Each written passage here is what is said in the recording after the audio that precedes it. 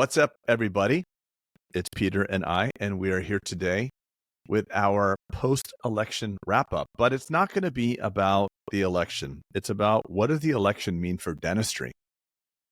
Yeah, I think it was for me, Craig, I got to say, in full disclosure, it was pretty all-encompassing for me. I thought about it a lot in the past 3 months leading up to. I knew it was a monumental election of our lives. And I got to say that I'm glad that it's over, because you can only kind of wake up and check your phone and look at this and check Polymarket. Remember when we were talking about Polymarket all the way? Yeah.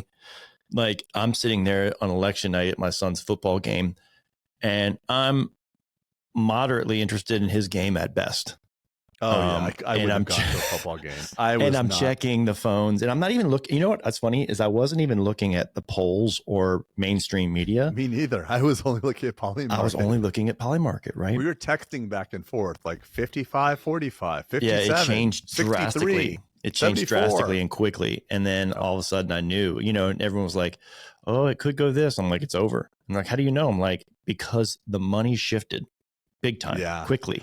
I remember the popular vote swapped. It was like 75% for Kamala, and then in an hour it went whoop, like the other way. 75, inverted. Like the inverted, completely inverted. Yep. But yeah, I mean, I wasn't sleeping very much that night. But I'm glad it's over. Look, I'm glad it's over. I'm glad it's over. I really am. I can't say much about that. I think it's just, I think as a whole, it's divisive. Elections are just, they kind of, it's like peak my team, your team. Right. Oh yeah. And then when it's over, I see people, smiling more and opening the door more. I don't know, maybe that would have happened regardless. I think the one thing that you and I both said, no matter the winner, we actually both said, I want it to be a landslide.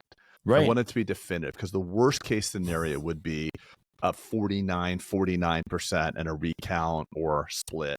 I just want the American public to feel like they could express their will and have it be decisive. So I'm just thankful that it's a decisive win, that there's no, contention. 6 months of contention and all that stuff. no riots, no contention. We got to get to business. America's got a lot of problems. We got to get to business. But speaking of business, we are not going to opine. We are not political experts like David Sachs with All In.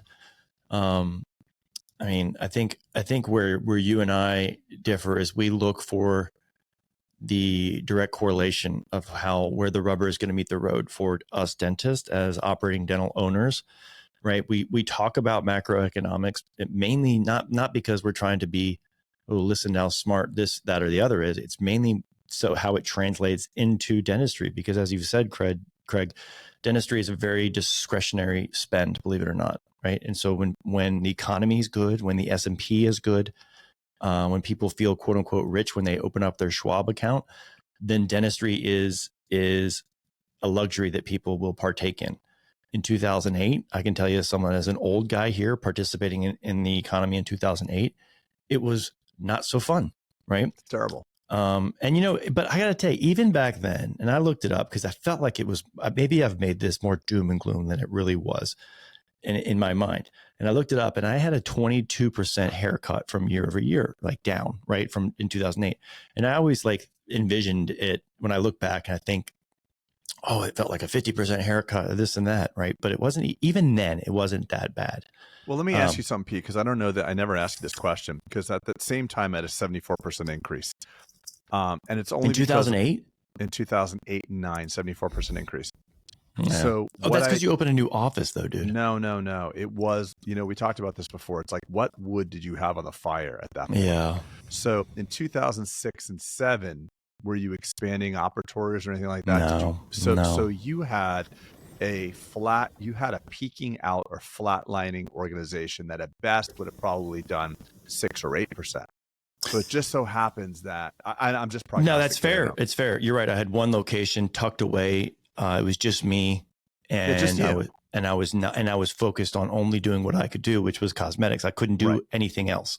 So you're selling Ferraris, and the economy is like, we want to buy Hyundais right now. That was honestly the inflection point, Craig. That and when I broke my shoulder, there were a couple of inflection points I look at in my life, right, where I was like, this is not the business model that this is not sustainable, because I broke my shoulder and separated my collarbone in a motocross accident.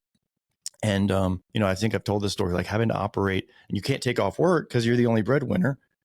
Right. And so having to operate with a separated clavicle for 6 weeks is a big scar. You're like, shit, this is not sustainable. I need to expand my operation. I need to get more than just cosmetic dentistry. I need to get more dentists. And so that set my hair on fire. That in 2008 alone. So anyway, but let's talk about the implications. I just think to round it out, I think this is an inflection point as well. And a lot of the dentists that I've ever met in my life had these, lemons and a lemonade type of scenarios, broken wrist or broken clavicle or a global financial crisis. And what I want to get to here is what do you think is going to happen for dental business? We're going to look into our crystal balls. And I also think we were the ones in September of 2021 on this very podcast pleading with people, refinance, look at all of your debt, look at everything you owe and try to refinance now. That was a time when the White House was saying inflation's transitory. It's washing through. We're not going to have rising interest rates. And we could borrow at 0, 1, 2, and 3%. And we told everyone, we were screaming from our podcast, refinance, look at everything. And it's amazing how many people did and how many people didn't. So and also going back, and I'm sorry to toot our own horn here, but there was that Get Off Zero podcast with Anthony Pompliano when Bitcoin was at 17,900. And the point of that podcast, and still up on YouTube, is Get Off Zero. We felt compelled. And this is one of those, I believe, these podcasts that I want to make predictions and have people action on them, because I believe we are going to go through a period of economic tailwind. We've been through periods of economic headwinds where it's hard to get ahead. And this is going to be one of those times, at least for 40 years, where I believe there's going to be a lot of pro-business programs that are going to really help. So let's dive into what we think. Well, so much. So look, you hear me say the line that history will prove one of us correct, or history will prove us correct or not correct. And I think that's the the advantage and the detriment of having a podcast is sometimes when you get it right, you can look back and be like, look, see, and so many times we haven't nailed it on certain things. But I think that's where it's great to have this collective conversation, right? This collaborative conversation is like, well, I don't know about that. And you're right. We did a line back there and when interest rates were low. And I think you were even saying like, just borrow the money if you don't need it kind of thing, right? Because interest rates were what 3% money lower back then. Lower. Yeah. I mean, I refinanced my house for like 2.2. But it was counter the narrative. I did not hear other people saying that. It was not on the nightly news. The nightly news was saying we don't actually have any inflation. And you're telling me, hey, the printer press is going. They're printing money, Craig. They're printing money. Well, that's when I was talking about that Haywood index a lot, right? No, and also the German. The Weimar Republic. Yeah. Yeah, and that's when I was on the kick of like, look, this is your own little arbitrage, because you can borrow at today's rate and pay back with inflated dollars in 20, 30 years, right? You only owe the amount you borrowed today and you can pay back over time. And by the way, if rates ever go down, you have the opportunity to refinance. I always think it's this weird relationship with, we have an unfair advantage as borrowers and the bank can't renegotiate our deal, but we can at any time be like, I'd like to refinance this. If interest rates get into our favor. So much of what you're saying, Craig, I think let's go back to the election. Where's the rubber meet the road? I talked about the S&P, things like that. I think so much is sentiment, based on sentiment. It's the economy can change based just on how people are feeling. And I think there's a lot of optimism, right? I think I think there's a lot of optimism going forward. I think a lot of people are excited about the economy. In January 2025, in January 2025, I think people are really excited for that to happen. He's got a lot of promises to fulfill. There's a lot built in. Look at what Bitcoin and the S&P have done. It's, we're recording this podcast exactly 1 week post election day. It's Tuesday. God, has it really only been a week? It's only been a week. And look at what's happened. We have, probably 25% gain on Bitcoin. Over $1 trillion been added to the S&P. So obviously, regardless of what you feel, and this is not meant to be a political podcast, the results are in. We can't fight it. We can't change it. We just have to live with the results. And the market is resoundingly positive. So there's a term in financial things, and I know you've heard this, Craig, but some people listening might not. Is that it's risk on or risk off, right? And so a lot of people sidelined their money. A lot of big venture funds, a lot of big private equity, a lot of big family office, a lot of sovereign wealth just sidelined their funds because they're like, I'm not making a decision until after this election. And so with him winning, it actually, that's why we're at all new highs for all these things, is because now it's in a risk on scenario where people are willing to take risk for asymmetric returns. And so when you have a risk on environment, usually as history goes, prosperity entails, right? Prosperity happens because the sentiment feels like everyone's kind of glomming on and putting their capital to work versus so much. You remember we talked about in the past, like so much private equity, there's so much capital sidelined, and all this capital has been sidelined because the bond market was yielding so well, right? It was, I'm making 5.5% of my money. I'm just going to sit it here on the sidelines. The risk-free rate of return is so compelling, it incentivizes you to just leave your money parked. Correct. So if you can get 6 or 7%, why do I want to go into a business that might yield me 9, but a risk of loss? So so that stagnates the market, right? When you sideline it. So when you get into risk on scenarios where people start deploying capital and putting it to work, it's lubricant for the economy, essentially. So that's what's coming. So let's describe, let's do our prognosis. What do we believe? Because this is important for people. I was having a conversation. Let me just take a side note here. I was having a conversation with a friend of yours and mine, and it was at the Bulletproof Nashville Summit. And we were talking about business, and I said, business is just stressful. It's hard to learn this stuff. And he said to me, Craig, my business is not stressful at all. And I said, well, honestly, and he's Bob, a dentist. He's a dentist. Obviously? Okay. Yeah. And I said, well, Bob, you're a solo practitioner. You don't have a business. You have a support team, and you are the object of your work. So when you run an organization like a professional baseball team, where you have all these top level performers, it's stressful because you're dealing with a lot of humans that are producing for you. You're dependent on their performance. And when you're only dependent on your own performance, yes, Becky, the hygienist, quitting is stressful, but your day will still make money as long as you rely upon yourself. So, and I told this guy, he's like, yeah, you're right. And he was telling me about a neck injury he had. I said, listen, you have just one phone call or one event happening to you that takes your practice and makes it insoluble. It makes it a liability and not an asset. And it's incumbent upon you to grow your practice into a business. Funny enough, that person that I'm talking about has not practiced for a month now because he actually had an injury. So he's been out of the office for 1 full month. And I texted him. I said, hey, remember that conversation we had in Nashville 3 years ago? Timing is perfect. Like, it's time to turn your practice into a business. So if you're listening to this program, or you've been listening to the podcast and saying, like, one of these days I am going to create a business, one in which there can be generated net profit of money if I choose not to practice, you are going to have the clearest 4 years of tailwind to support your endeavor than probably you have had in the last 5 or 8. Right? Would you not agree? 100%. 100%. And then let's dive into why. So why do you think that is, Pete? What are the reasons that we talked about? Well, again, I think this administration is going to take the chokeholds off of a lot of business. In which ways? And just regulatory things, right? I think interest rates are going to go. I think that the tax is going to be huge. Of course, yeah. I mean, we've been talking about look at bonus depreciation. I mean, that's back on the table for being retroactively, right? Because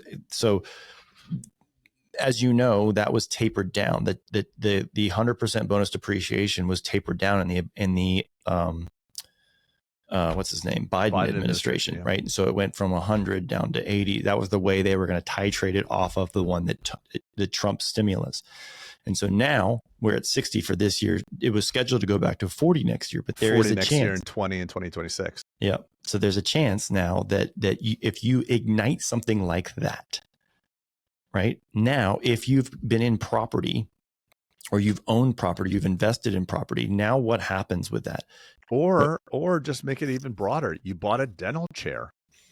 Yeah. Okay. I mean, like, it's literally the government at 100% bonus depreciation. The government is asking you, invest in your business. We want you to generate the revenue. We don't want to make jobs. We want you to make jobs. So that opportunity that's been plumbed out that actually sits your, your Zoom whitening laser that you don't use anymore, or blue light you don't use anymore, whether it became a coat hanger or a side office or whatever, that's what these tax code issues are for. Yeah, it's business stimulation for sure, right? Like, go ahead and take the risk, doc. We're here for you. You need this new piece of equipment. You can depreciate it year one, right? And remember those era of like everyone trying to buy the Pano or whatever right before December 31st, as long as you get it in use. So I think, Greg, I think real estate goes on a tear for the next 4 years. I think if you have real estate, I think you just buy it and hold it forever. That's do prices come down in real estate, Nostradamus? Do prices come down? Yeah, it called you Nostradamus. Yeah, no. They don't come down. Okay, got it. Nope, because look, as we've talked about, prices in real estate only come down when you have stagnation, when it's a stagnant market, or when there's interest rates are high, right? Because there's an inverse correlation between high interest rates and cap rates. Okay, so if there's a sentiment or a feeling that interest rates are going to be lowered over time, then they are directly correlated to that, and so therefore the valuations will go up. Okay, so if interest rates, if the interest rates change, what do you think happens to the consolidation market? Talk to me about DSO and acquisitions. What happens there, Pete, in your opinion? Well, again, it's a cap. I think it's just like real estate. It's highly tied to capital. I think the game of the arbitrage of just aggregation is over, right? Because some of the people have been left, like when the tide goes out, you kind of see who's naked. And I think some of those people couldn't really operate a dental. They got into dentistry and they couldn't really operate a DSO because they don't really know how to drive performance in those things they bought, right? Some DSOs, we're hearing stories of that. Yeah. That being said, Craig, there's hundreds and thousands of these groups that are all sitting there going like, maybe we should try dentistry. Yeah. Right. And some have done it successfully. So I believe this puts, not rocket fuel on the consolidation, but it's definitely a stimulant, in my opinion, for consolidation. Yeah, I don't think we've ever talked about a detriment to consolidation ever. I think we spoke that it was going to be additive. If interest rates are 8, 9, 10%, like that's when things go on ice for a while because that's your run rate that you have to exceed. Right. So if your cost of capital is 10% and you're running an EBITDA, let's just say very, very slim EBITDA margin, then you can get in trouble very quickly. Right. Especially if you've paid a high multiple for some of your practices. I don't want to go through the math of it, but you can the higher your multiple that you pay, the more your yield has to be from that practice in order to service the debt. So, I don't want to get into all the calculations there. Let's go through another area where do you think there'll be, I'm envisioning some, obviously with the plan, or at least that I've heard about, with diminishing or reducing or obliterating income tax and the tariffs, to be interesting, to see the downline effects of trying to grow American industry, because it's basically like you put a tariff on imported goods, which then regulates the price and then has Americans have the same ability to perform and compete in those markets. What do you think happens for us dentists as far as stimulants to hire or acquire new talent? What do you think happens there? Do you think there'll be legislation around pro-business at the small business level? You mean in order to acquire, you said to acquire new talent? Yeah, I mean, like for labor, do you think that there will be, because like obviously it's a shift in, let's not take a portion of the wealth that's generated. Let's create pro-business systems to incentivize small business to hire more people. It's a different approach rather than government try to make the increase. I don't think there'll be much of that, honestly. No. I don't know.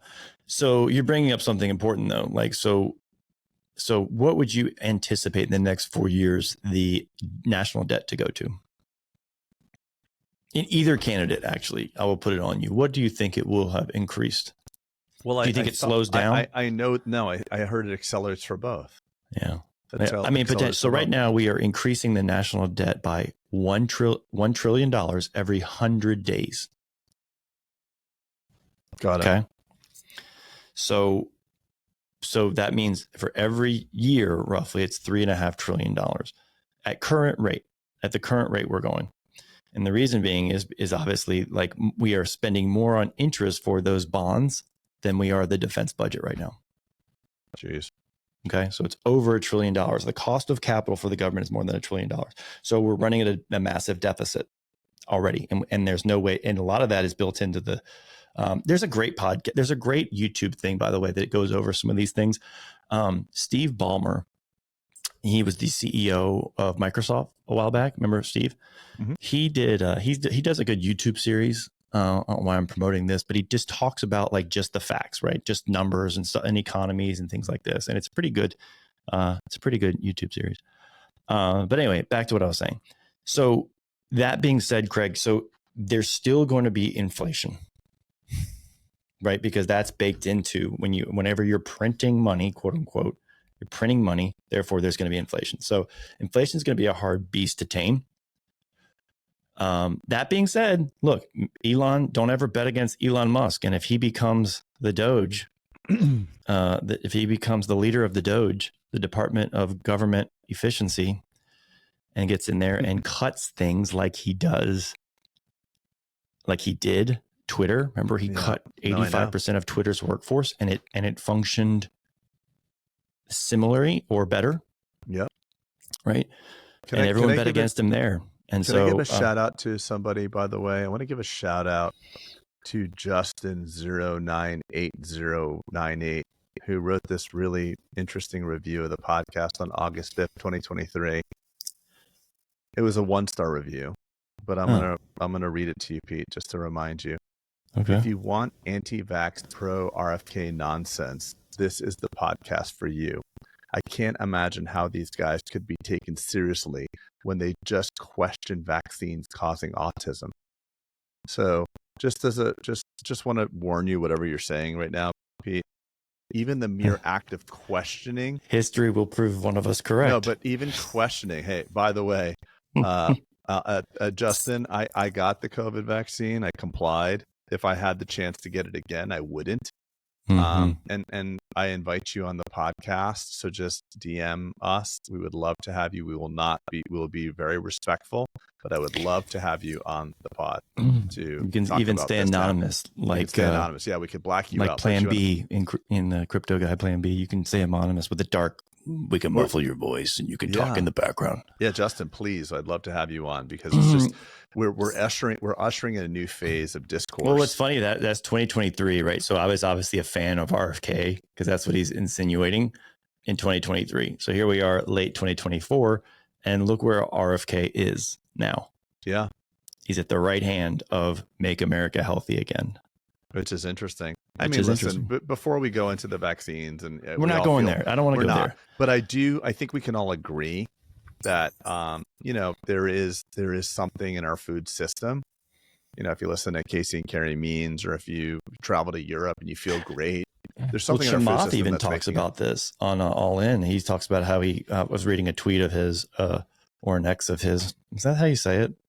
Yeah, tweet. But yeah, I do the same thing. I'm wearing a continuous glucose monitor right now. I wear it all the time. No, that's not what he was saying. He was actually saying that he travels. He's in Milan. I'm trying to go to his thing. Yeah, for 6 weeks. He comes back healthier. 6 weeks, all of his metrics and he's are like, better. I eat like a pig kind of thing. And I drink wine and I lose weight. Yeah, me too. I have my CGM on.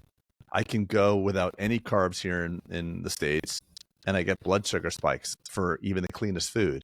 I can go there and eat whatever the hell I want. Here it is. I'm fortunate. I could share a screen real quick. Not that this is important enough to share a screen, but this is part of the legislation. It is. I'm fortunate enough to be able to spend 6 to 8 weeks in Italy every summer. I work in Milan for 4 to 6 weeks, and I take summer vacations for 2 to 3 weeks. More importantly, I eat non-American food sources for an extended period every year, and I always lose weight, usually maintaining muscle mass and losing fat. This summer, as usual, I ate pasta, bread, drank wine, ate gelato, and got moderate exercise by walking. I lost 5 pounds and came back from Europe at 164 pounds. after 2.5 months back in the US, I've gained back that 2.5. I work out more, I drink less, and I eat the same or better. I can't seem to outrun the American food supply no matter what I do. If I can't outrun the American food supply with the resources I have access to, how are most Americans expected to do so? Is it any wonder that a third of kids are obese or near obese? Make America healthy again. Yeah. No, I mean, just for that alone is I'm excited about this. To decouple pharma and food from corporate capture is really exciting. It's really exciting. Yeah, big pharma. There's going to be a war definitely on big pharma. I think that they were going to outlaw, like Europe, advertisements on TV and things like that. Yeah, it's only New Zealand and America that you're allowed to advertise from a drug company. Listen, I listen to TV and I'm like, do you notice your left eye twitching? Do you feel like you can't concentrate? I'm like, shit, I have that too. I need that. I mean, it's like, show me the, when we went through pathology in dental school and you're reading different things, like, I think I have that. Yeah. Or you just you get on like, hey, what's this bump on my arm? And you get on Google, WebMD, and it's like, it's cancer. It's cancer. Exactly. It's always cancer. It always is. So that's going to be an interesting thing. I mean, imagine if there's legislation that rewards companies that are healthy. Interesting. Could be interesting. Yeah. I mean, look, I know they're busy, and I think there's no denying wherever you reside politically, Craig, there is no denying that the likes of Vivek Ramaswamy, Elon Musk, JFK, JD Vance are all geniuses in their own right? Yeah. Take out the political stuff, right? I guarantee you they are all way smarter than you and I. Yeah, I mean, I'm not going to tell you who I support because I don't want you knowing that, but I'll tell you what, I like Vivek over Megan Thee Stallion. I could just say that. Although, are you saying at concerts that was not a good political move to have? Well, listen, I think we could learn something from the DNC because we've done summits and ran over budget too. True. True story. We've lost money at summits, so I know the pain of putting on a great show and not making money. Yeah, but at least our overall campaign, like, right, to have a deficit in the overall campaign when you've raised $1 billion and to go over by 20 million, she just did. Yeah, that's a lot. That's crazy. And then you look and you're like, okay, well, I'm glad you weren't in charge of running the economy then, because that's not fiscal spending we're looking for. That's not the fiscal example. I've got to make a request of the audience right now because this podcast has taken a definite turn towards the right at this particular moment. So we need to bolster our reviews and oh my God, for the onslaught, because you're worried the onslaught of the worried of the onslaught for this. We're exercising freedom of speech, and this is I'm preparing for any hate. I mean, does it really matter?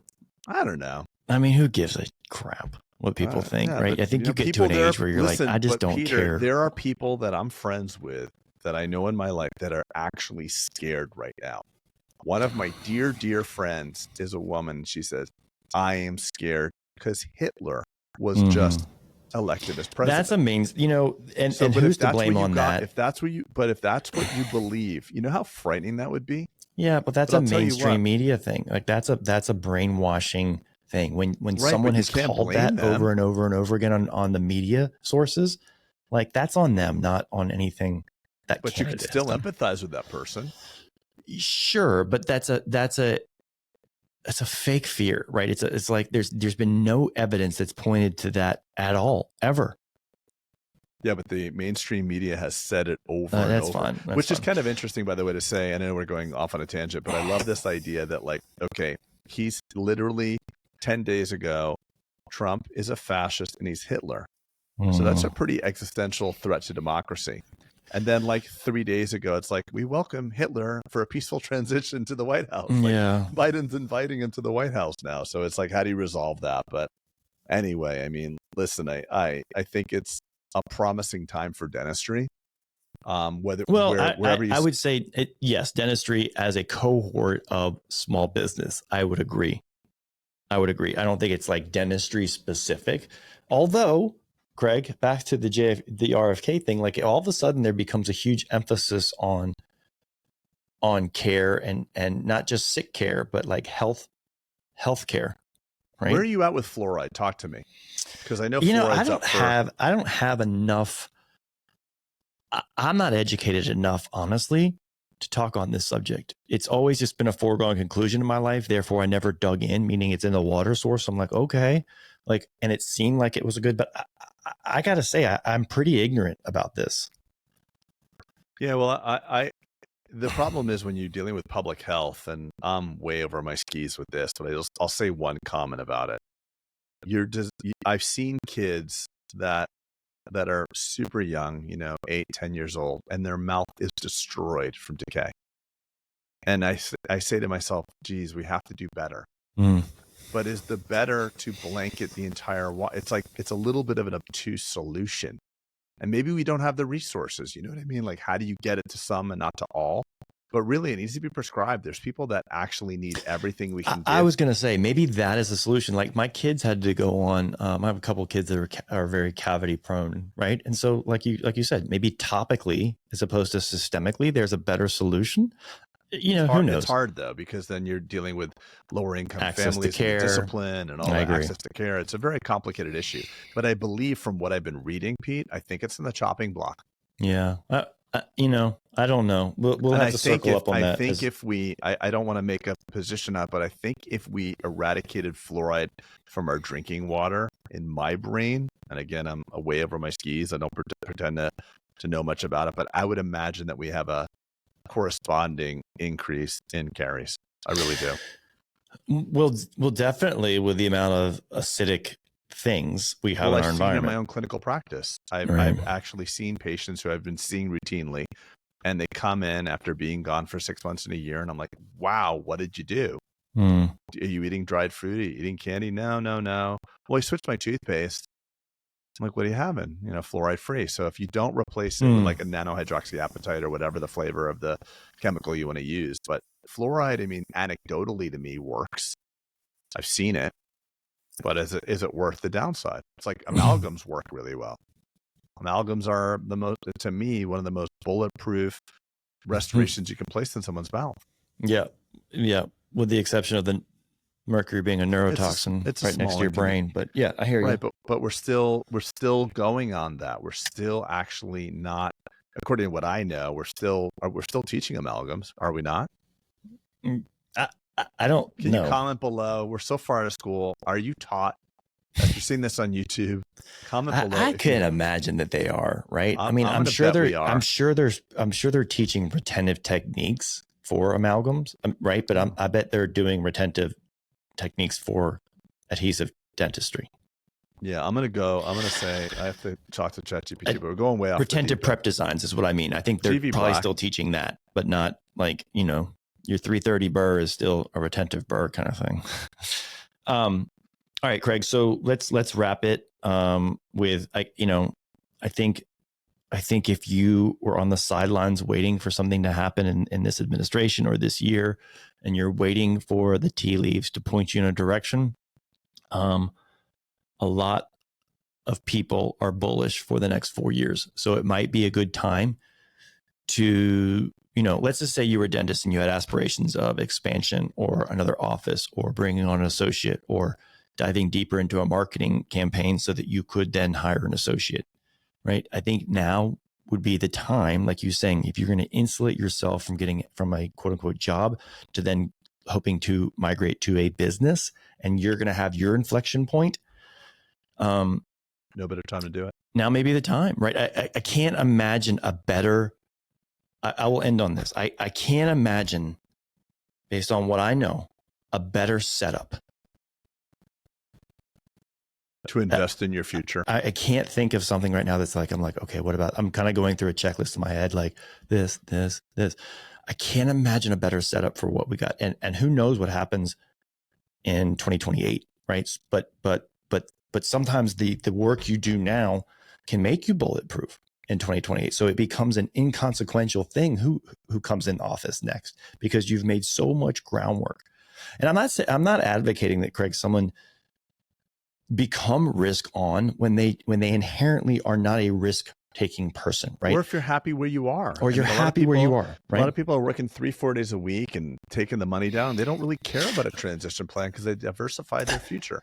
Okay, but that in itself, right? Like, unless you're just completely financially secure, or you're financially independent, or you've insulated all of your sixes, so to speak, as the military says, sixes, yeah. I think it's okay to be blissfully happy, but you can't be just, ignorance is bliss kind of happy. Yeah, there's just two ways, and I'll wrap with this. There's two ways to do it. Either A, just do your dentistry and make more money than you need to spend, and take the excess capital every year and invest in income producing assets like real estate or the stock market or whatever you have, or appreciating assets. Or B, turn your practice into a business, and then still, invest. But this idea that you're just going to spend what you make and just hope that you can practice till you're 75, that's probably not the right plan. You know what the happiest time of me being a dentist was, Craig? Tell me. Practicing a clinical dentist. 3 days a week. No, well, but because that was the most profitable day. I went from 6 to 5 to 4 to 3, and 3 was the best. That was just for me. But the happiest time of doing dentistry was when I didn't need to do it, right? When I didn't have to service bills, when I had hired and built the big business up again, that I got to do it because I wanted to, not because I had to. And I know people are like, well, of course, duh.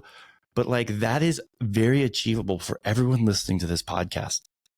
Everybody, if that's what you want, like, I didn't do anything magical other than foot after foot and grind after grind and learn this after learn this. I didn't do anything, but that was a fun time. So if you're not loving your dentistry right now, or you're thinking it's too daunting or overbearing, your practice life, if you're not loving your practice life, that's yes. Yeah. Anyway, so look, I don't know why I went into that. I just think it's important. Well, if you're not loving it, I just want to finish your thought. If you're not loving it, get involved. Go to the summit. Take your team to the summit. Create a plan that makes sense for you. And there's many versions of that plan. Yeah, like you said, it doesn't have to be buildings. Right. It doesn't have to be buildings or expansion or multiple practices or acquisitions. Maybe it's just, this is the year I'm going to invest in my practice with their education or their something. Maybe it's Bulletproof. Maybe it's, I don't know who else. Maybe it's ADOM. I don't know. But like, this is the year I want to invest in them so that it makes my life just a little bit better. When their life is better and happier and more trouble-free, it makes my life a little more trouble-free, kind of thing. Right. And maybe this is the year just to take on a partner. Take one of your associates that's been 3 to 4 years, or that's been there 2 years, and he or she said they want to own a practice. Maybe this is the year for that, to take on that partner. The next pod I want to do, I want to get Dwight on. I would say bring Trey, but has Trey brought on a partner? Yeah, I think he has. He has a partner in one of his locations, but that is probably one of the most powerful things you could do. And the reticence typically is, I don't want to give away a piece of what I've built. And Peter will always say, you're not dividing up your little cupcake. You're growing your cupcake. So yes, you may liquidate 10, 20, 30, 40% of the practice, but the idea is that 50, 60, 70, 80% you retain will grow larger than the original 100%. I would rather be a 50% owner of a $10 million enterprise than a 100% owner of a $500,000 enterprise. It's we talk about like even Elon Musk and the Jeff Bezos of the world. And then you look at all these big people who've had massive exits, not even them, like they're astronomical wealthy, right? But you look at like people who have had $100 million software exits and stuff. And then you ask, like, what portion of the business did you own? Always thinking that like the CEO founder has like, well, 100%, like most dentists would say, right? And they've been diluted down to 10, 15, 20%, right? Because they've taken an investment along the way. So, and I can tell you probably with had they never given away, quote unquote, given away or sold or took on a partner, that there would have never been that exit, right? That cupcake would have stayed just where it is. Yeah. So Elon owns 13% of Tesla. 13%, and he's the richest man in the world by a long shot now that due to Tesla stock, holy shit, is melting faces right now. Do you have any of that? Jeff Bezos owns around 10% of Amazon. Yeah, right. And look at me as a case in point. Our net profit's gone up double digits just having my first partner join. Like, just like, hey, what is this $300 bill? Why are we doing this? Why do we have 40 burrs for every procedure? The biggest beauty of business and partnerships is that you can backfill in what you're not good at and what you don't like doing. Totally. Well, So divide and conquer. That's the wonderful thing. And divide and conquer, because you aren't. I assure you, what you think you are, and I've made this. This was a toxic trait of mine. I can do it. Give it to me. I'm well-rounded, kind of thing. And the things I was not good at, ironically, were the things I did not enjoy. Yeah. And I'm making a joke, unironically, right? Because like, you just don't have the gumption for them. You know, you're like, I'll do it because I can do it great, but I hate doing it. And then you end up not doing it well. So to your point, you found someone who loves digging into the details because you know thyself. You know that you're not a detail dig in and grind it out. And she is. And so she's fulfilled and you're fulfilled. And guess what? She's getting a vicarious lift from you and you're getting a vicarious lift from her. And that's the beauty of the partnership, right? And you never thought like, oh, well, it's my cupcake, it's never growing. You're like, great. Now 1 + 1 is going to equal 3 for us. Yeah. And in hindsight, and I'm going to say this because I know she doesn't listen to this podcast, it would have been beneficial to, I know you can't give something away because it has intrinsic value, but even her partnership has been so valuable to the bottom line that the money that was exchanged doesn't even matter. It doesn't matter. And one, you know what I mean? The value that someone can bring can be so monumental. But I know you listen that the cash buy-in was not moving the lever for you, right? That was not the impetus for why you did it. Or maybe it was the impetus for why you did it, Craig. And now reflecting back, you're like, that was actually not the benefit. It was not the benefit. Right. So that's what I thought it would be. Like, oh, wouldn't it be cool to have this much money? Is that why you were so hesitant? I mean, look, you've practiced for 25 years as a solo, not a non-partner dentist. Was that one of the hesitations? No, Peter, it was never me. It was never me. I, with my first partner, she was offered a buy-in in 2012 when I moved in here. But when I moved in here and I moved into the Apple store of dentistry, 13,000 square feet and a $35,000 mortgage payment. She's like, yeah, no thanks. It's scary. So it's scary. It's easier to buy into the 3 operatory facility that's doing $800,000 in gross revenue. I would rather have something bigger personally because it's a real business. And for those that are looking to buy into the practices or, associate or buy in, you have to ask yourself that, could this produce entrepreneurial profit? Can this produce beyond my handpiece? If it can't, then there is limited upside to wanting to buy it outside of some degree of perceived protection, I suppose. So really, why would you want to buy into a 6th operatory facility with a partner that doesn't want to expand? Good question. Was that rhetorical? No, it's actually, it depends. So I would have to know some things. My gut would be leaning towards no, but I would say, okay, I would ask myself a few questions. Where are we in this? Right? Meaning, what is the efficiency per chair? Let's just say it's a regular dentist. You've been working there for 2 years. You have 8 treatment rooms. Okay. And your revenue's going up by 4% every year. Okay. And what is our revenue in, either you can give me a utilization revenue or you can give me just an over per chair. It's $500,000 per chair times 5 times 8. No, I would not buy in then. Yeah. But a lot of people are going to do that. $500K per chair. Yeah. 8 chairs. So yeah. Okay. So so a $4 million practice with 8 chairs. Yeah. Yeah, there's not much upside with something like that. Right, there's not, but there's people that are listening right now that went through this entire 40-minute tirade about going all over from JFK over here that are actually in process of buying that practice that you're talking about because they want to be an owner. But what you have to ask you could say, Craig, I mean, look, I play devil's advocate to that. Like, so you saying, I mean, so there's 2 schools of thought, right? There's being an owner and putting a chip on the table with a practice that is stable, is plateauing, right? I mean, you're not going to have much upside. You potentially could have more downside than upside, right? Because you're buying at peak value, like $500 per chair on average of 8 chairs is peak performance. Yeah. Peak performance. Okay, so let's say it's $400 1,000 per chair. So you have another 800 grand Look, of but gross revenue. but you're asking me the wrong. Like, I am a dental entrepreneur, right? And so okay, give the advice to the 32-year-old that's listening right now. What are you telling this person? I hate you. Got me backed in a corner right now. I don't like making sweeping generalizations. Can I tell you what Peter Bolden would say? Put the money in Bitcoin instead.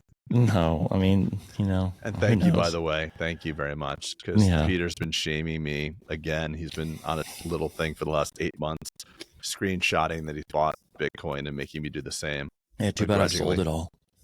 I didn't sell it all. Going back to the practice thing, I don't know.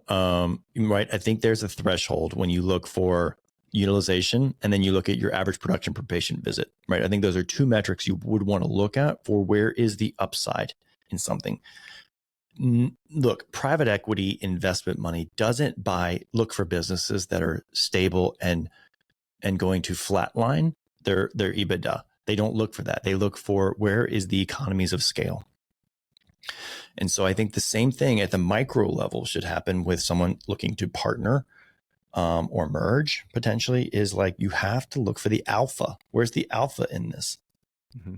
The upside gain. The upside gain. And so if it's an overperforming practice or there's no dentistry to be doing, when you have a high APPV, let's say $800,000-$900,000 APPV on average, you're doing comprehensive dentistry and there's not much dentistry to be done left to be done. Right. When you have a low one, 100 and 200, right? And amalgam fillings, there's massive alpha there. There's massive delta of performance. Same with an underutilized environment. So the best scenario would be one that's healthy and stable, but they're lower and they're underperforming. So maybe a $250 APPV and maybe a $200 per chair utilization per hour kind of thing. Got it. That's the advice I would give. But look, again, risk on or risk off. Is there more risk in a practice that's not doing well? Yes, of course. There's less risk. There's less risk in the practice that has stabilized and is normalized and has plateaued and has year over year has no blips in that chart of their P&L, right? Right. So you can buy into stable performance. But what resonates with you, Craig? Right? So certain people, they feel safety as their number one thing. They want security as their number one thing. They want predictability as their number one thing. For me, I'd rather put a gun in my mouth kind of thing. I want that thrill, that adrenaline, that motocross jump where you break your clavicle kind of thing. Right? I never knew that story, by the way. You never heard that? Nope. Dude, it's still separated. So next time with me, we'll measure from here to here and here to here. Take your word for it. And it's short. Okay, that's a good point. But it's shorter. It's about an inch shorter because when it broke, I couldn't have surgery because I couldn't stop dentistry. So instead of putting it back like this, it's fused like this naturally. Yeah. So it's overlapped. So it's double abutted there, which is awesome. Well, it won't break there again. Definitely won't break there again. I always wonder about that. I'm like, well, did it glue properly together? Like, oh, of course it did. Well, the marrow wasn't touching, so they just like the outer cortical shell is touching. How did that heal? Fried chicken skin on a chicken, like just like a durable outer crispy layer. I'm telling you, I wanted the marrow to touch. This podcast has devolved. We appreciate you listening. Do me a favor, please, just for my own low emotional intelligence. Drop a review. I want people to like me. I care if they like me. Do they need to like me? Do they need to like me? Well, all right. So the next pod, actually, I want to do with partners. Yeah, I do. I think because look, you've taken on a couple now. 2. I've had, I've done it. 8. Gone through this. Well, I have 8 partners. Yeah. 7 transactions, 8 partners, different little methodologies all the way through, and then Trey and Dwight. So, and we each have our own little shtick, I would say. Yeah. To the way we do it. We all want different things. Well, right. But we didn't say, oh, here's the partnership template, right? Here you go. Yeah. Go ahead, do this. So we each have little numerations, little nuances. And I think it'd be nice to hear, to defend those, defend or promote kind of thing. Well, I had the benefit of learning from anything that you didn't get right too, because you were ahead of me. You know what I mean? Right. So I had the benefit of that. Right. Yep. Yep. You had the benefit of being able to like highly curate it because you heard. Well, you told me like do these 4 things. Make sure you do these 4 things. So there's no big deal But I in the gotta say, beginning. Greg, even in those 4 things that I guess I did not implement, let's just say hypothetically, to your point, I regret nothing. As a matter of fact, I'm still super thankful that all of it happened, regardless of the 4 things, if you will, metaphorically speaking. Well, look what it's allowed for you. All of my guys have been such an augment to my life and the organization and the prosperity and the divide and conquer, right? And it sucks operating alone. I look back at those days of 2008 and I'm like, it sucked really bad because I was the one eating shit sandwiches by myself, right? Yeah. And it's so much better to eat some with a partner when you have bad times and enjoy the prosperity when you have good times with people. I agree 100%.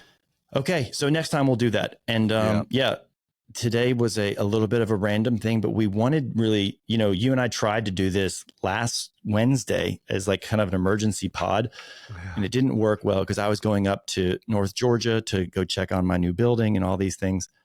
We tried to do 7:30, but I had a gourmet dinner. Yeah. And it wasn't working when you're driving 75 miles an hour and trying to do a pod. But, we wanted to be super appropriate with didn't too far away from the election kind of thing. But anyway, so we'll migrate from that. We got this one checked off, and we will next one. Let's get with Trey and Dwight and maybe do a partnership one. Yeah, that'd be great. Very valuable. What a great podcast that'll be. Thanks, Peter.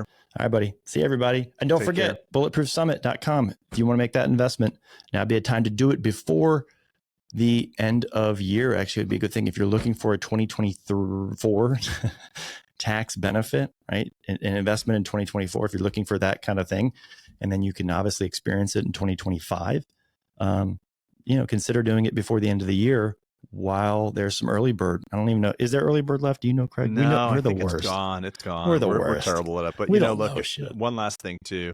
Ritz-Carlton, August 8th and 9th. You can't stay at the Ritz-Carlton for $200 a night. It just doesn't happen. So there's a double benefit of having your team experience Ritz-Carlton service, which we all aspire to have in our dental practices, and learn these very business systems that we preach. We're actually doing it. Peter and I do it on a daily basis. We are not these consultants in a box. We actually have the ground game to do this. And we look forward to meeting you in person at the summit. This one, like everyone, will sell out. So get your tickets soon, especially before the end of the year. Okay, bud. See you guys. See you, man.